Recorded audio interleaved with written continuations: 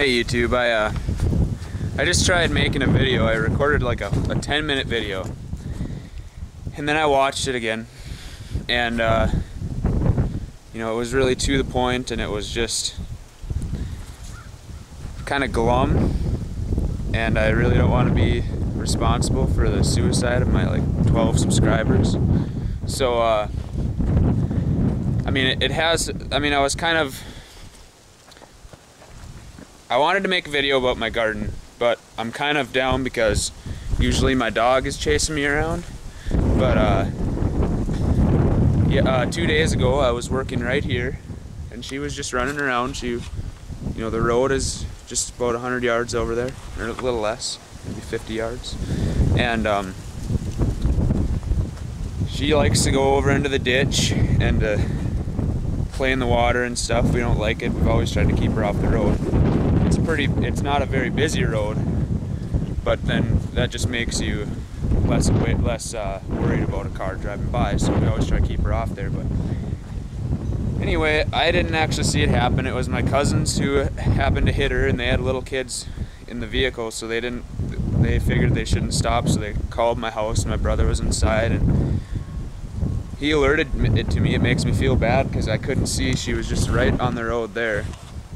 And anyway, I don't want to get into the details and stuff, but I mean, she looked terrible, and I thought she was a goner. But she made it through the night, and we took her to the vet, and she's got a little bit of, hopefully temporary, paralysis in her front legs. But other than that, her jaws are split dead center, like the lower jaw and upper jaw kind of twisted a bit, and they split on the growth plate because she's not quite 3 years old, so her sutures and stuff are probably not completely together. And so she's probably going to be okay. I'm kind of waiting. I'm going to go back down. We actually have to drive an hour and a half to the Clearwater Veterinary Clinic down in Gonvick. So anyway, they fixed her up. They put a wire through her jaw. You know, some people maybe wouldn't spend that much time on their dogs, but I don't know, we're pretty attached to her. And I just realized, I've realized today when she's not around, you know, it's a big part of my day if I'm bored, you know, or even just while I'm doing stuff. You know, you sprint there and the dog chases you, and play with the dog for a couple seconds, and then you keep working, you know. So I definitely notice her not being here, and I'm hoping she'll be running around with me some other day. But that is why I need to remake this video, so I don't just look suicidal or something. So anyway, oh sorry, I got my log peeling station. This was an old workbench, and I nailed some bigger logs onto it, so when you lean things on it, it won't tip over.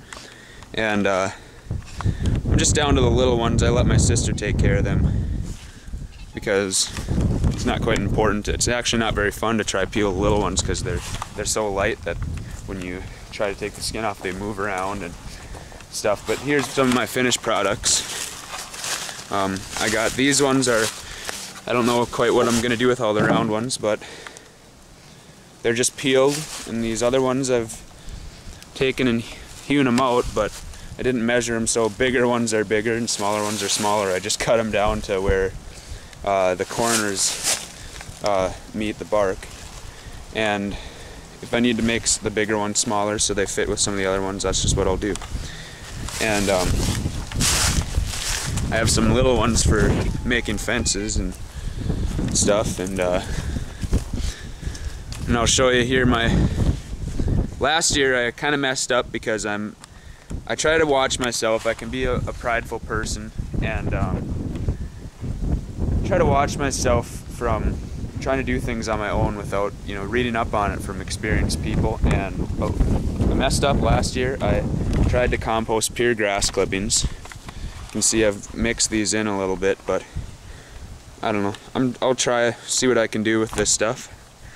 But and then I have sawdust and food scraps.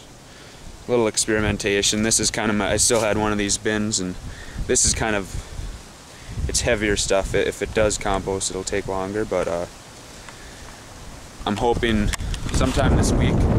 It's been pretty warm, so the frost should come out. My cousin's got a manure pile, and you know, the stuff on top is straw bedding and manure that's pretty fresh, and then towards the bottom it's more like dirt. And I'm gonna take my pickup over, and I kind of want to get both. So I kind of want to have some I can just add directly in, and some I can try compost. And I'm gonna show you my other spot. We're gonna have a new garden shed. It looks terrible now. It's an old cattle truck box, but it'll have tin put on it, and it'll look normal. It'll have we can put our lawnmowers and rakes and shovels and stuff in there, and that way everything's located around the main garden. We'll have a hose hook up there. That's what those tarps were. I don't know if you saw that, but I'm kind of experimenting. I know it's not really preferable to have planters in remote regions, remote areas, because it's nice to have your water all central, but I got a little planter here.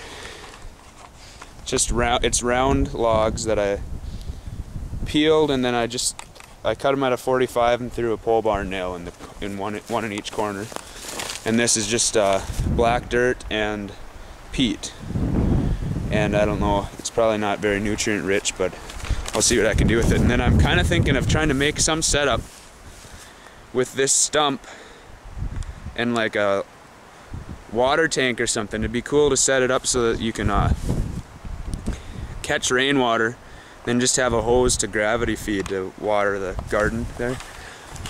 I don't know how that's gonna work, but it's just, I like experimenting with stuff like that. And here, well, we have a building to paint. That's what all these barrels are just for standing on, and they'll be moved. And I want to clean this up, and actually this is what I'm going to use them little fences for. I'm going to fence this area right here off so that four-wheelers don't drive on it and tractors, and then I'm going to weed out some of the stuff. See, there's strawberry plants here, and I know some people don't fret that much over wild strawberries, but there were some right here where these flags are that we found last summer that were actually bigger and tasted better than the ones that we had in the garden. So I'm going to try cultivate something out of the wild strawberries. And then I'll show you my other remote planter over here up against the barn. And it'll have a lot of sunlight. I don't know, I'm guessing I'll have to water it a lot. So I don't know if I'm going to get it set up where I have a water tank on a trailer or something. I'll have to figure it out. But this is a rhubarb plant. It's been here as long as I can remember. We don't always get to using it. Sometimes we just come and cut it down. And this is my planter that I made up against the barn. Throwing a couple chunks of peat in there. Otherwise, it's a little bit of black dirt out of that pile that my parents bought, and it's a little bit of dirt out of this shed.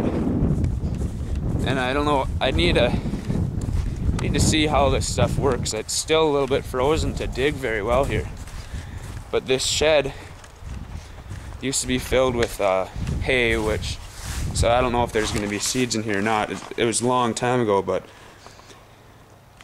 it's sheltered from the sun, and then it was a lumber pile here, so all the little pieces have sat in and composted.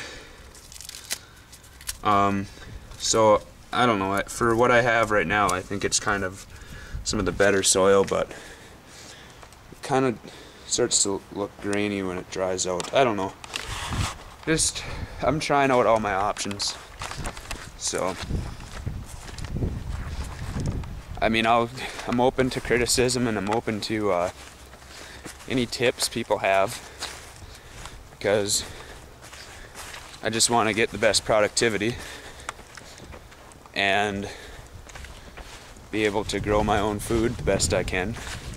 Saves money and stuff, and I like being directly involved with the actual creation of it, so I know where it came from.